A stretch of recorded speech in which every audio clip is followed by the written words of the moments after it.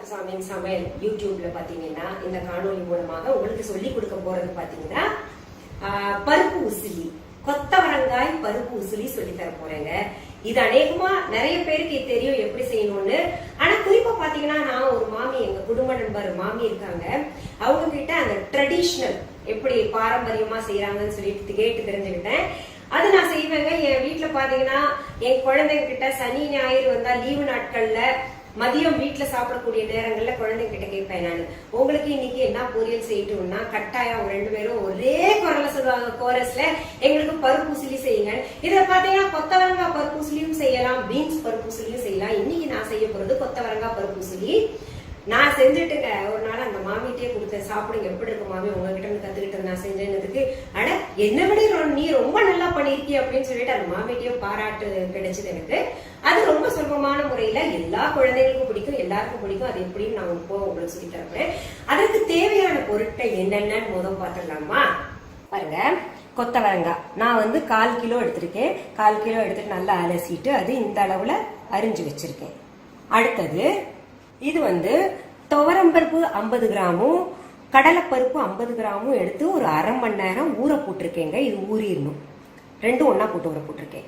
அடுத்தது காய்ந்த மிளகாய் 10 எடுத்திருக்கேன்.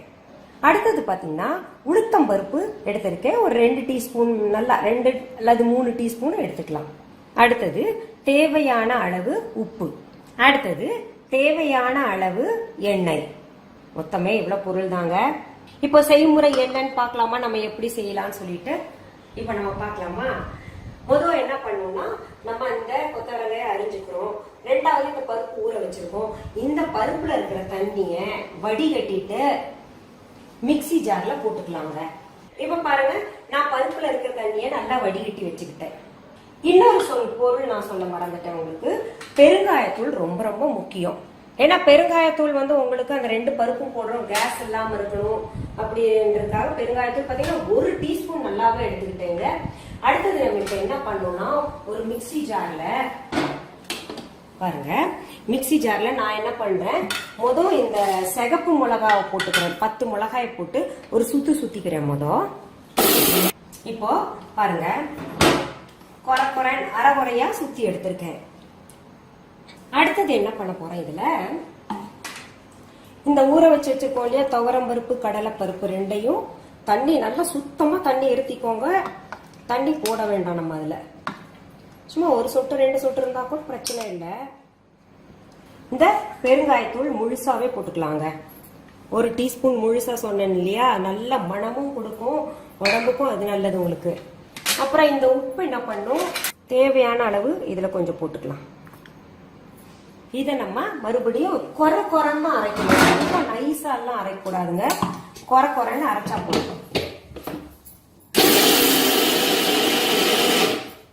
கெட்டியா இருக்கணும், குறைன்னு இருக்கும். நம்ம வடைக்கெல்லாம் அரைப்போம் இல்லையா, வடைக்கு ஒரு சில பருப்பை முழுசா விட்டுருவோம் இல்லையா, அந்த மாதிரி கொஞ்சம் குறைன்னு இருக்கு. அப்பதான் போதும். அநேகமா பாருங்க சரியான பதத்துல அரைச்சிருக்கு. அதாவது நான் உங்களுக்கு எடுத்து காமிக்கிறேன், ஒரு சில முக்கா பருப்பு இப்படி இருக்கணும், இந்த பருப்பு நல்லா கெட்டியாவே இருக்கணும். பாருங்க தெரியுதா, நல்ல மனம். அந்த பெருங்காயத்தூள் போட்டோம்னா நல்ல மனம். இப்போ நம்ம என்ன பண்ணணும்னா, இத இந்த இட்லி பானை தட்டுல வேக வைக்கணுங்க. நான் ஆல்ரெடி இதுல இட்லி பானையில் தண்ணி போட்டு வச்சிருக்கேன். இப்போ நான் கேஸ் அடுப்புல பத்த வச்சு இது வச்சிடலாங்க. அது சூடாக்கிட்டு இருக்கட்டும். அதுக்குள்ள நம்ம என்ன பண்ணலாம், இட்லி தட்டுல இத இப்படி எடுத்து வடை மாதிரி கையில ஓவல் ஷேப் பண்ணிட்டு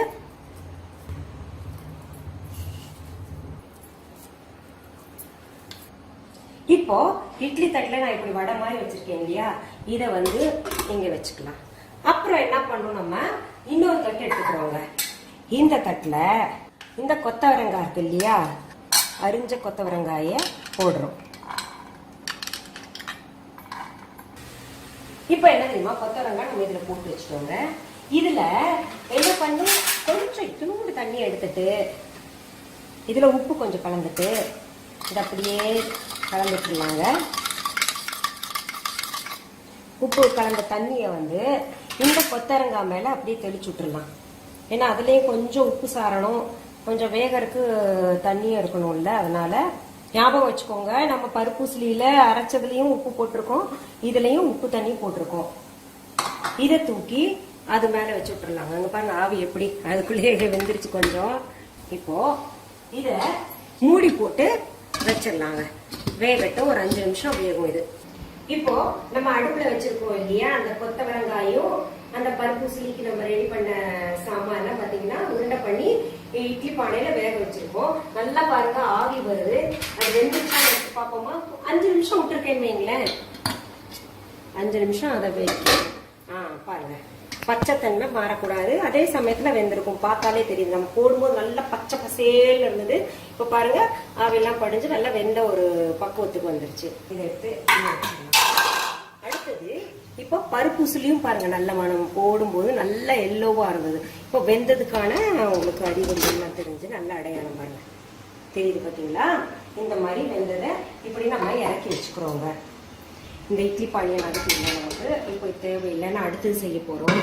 இப்போ இதை வேற பாத்திரத்துல கொட்டி வச்சுக்கலாம்.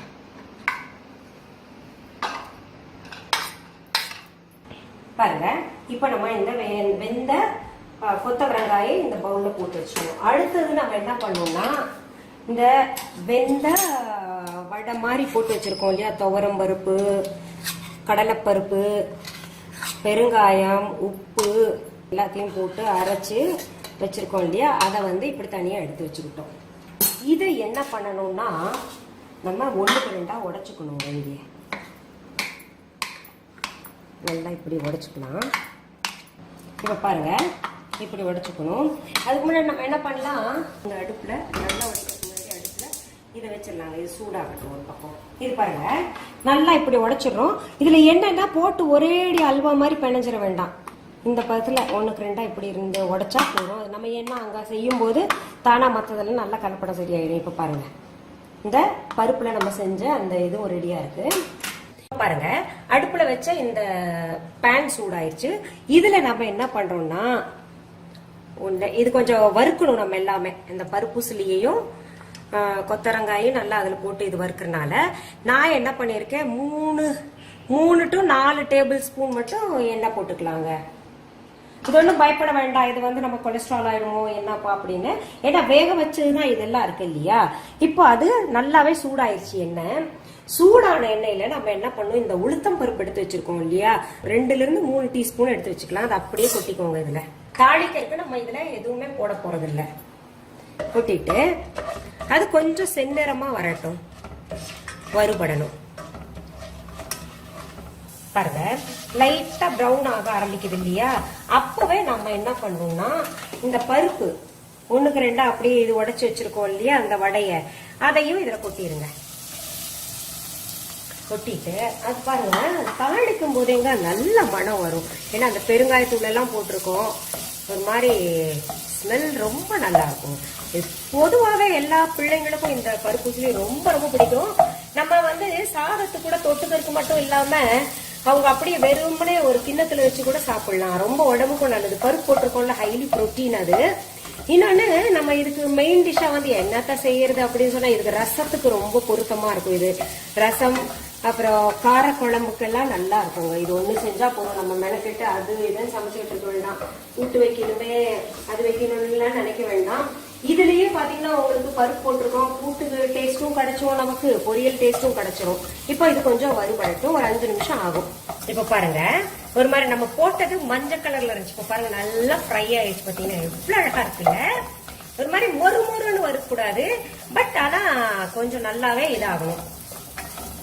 கலர் மாறுற வரைக்கும், அந்த பிரவுன் ஆகிற வரைக்கும் லைட் பிரவுன் ஆகணும். அடுத்தது நம்ம இந்த கொத்தவரங்காய் வேக வச்சது இருக்கு இல்லையா, அதையும் பாருங்க இதுல கொட்டிடணும். இப்ப என்னன்னா இந்த கொத்தவரங்காயை இது கூட கலந்துடணுங்க. நல்லா கலந்து அது கூட அந்த கொத்தவரங்காய் அப்படியே பச்சையா இருக்கக்கூடாது, அந்த பச்சை வாசனை மாறணும். அதுவும் ஒரு 5 நிமிஷம் நமக்கு அப்படியே கிளறிட்டே இருக்கணும். விட்டு விட்டு கிளறுங்க. நம்ம சும்மா கிளறிட்டே இருந்தோம்னா அது வறுபடுறதுக்கான ஒரு வாய்ப்பு எல்லாம் போயிடும். அதனால நம்ம என்ன பண்ணணும்னா இப்படி ஒரு 5 நிமிஷம் இடைவெளி விட்டு விட்டு விட்டு ஒரு 2 நிமிஷம் ஒவ்வொரு நிமிஷம் இடைவெளி விட்டு வறுக்கணுங்க. இது பாருங்க சரியா ஃப்ரை ஆயிருக்குங்க. ரொம்ப அழகா பக்குவமா இருக்கு. அவ்வளவுதான். என் பருப்பு உசிலி 1-2 இது பண்ணணும்னு சொன்னேன்ல, அதுவும் அப்படியே இருக்கு. போட்ட உளுத்தம் பருப்பும் சரி விதத்துல வறுத்துருக்கு.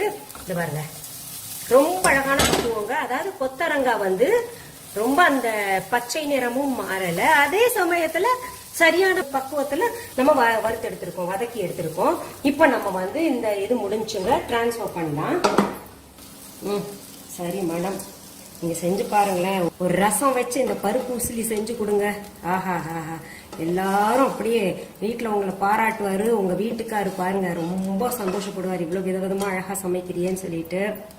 ஏன்னா நமக்கு வெஜிடேரியன்லயே நல்லா சமைக்கிறது நிறைய சமையல் இருக்குங்க.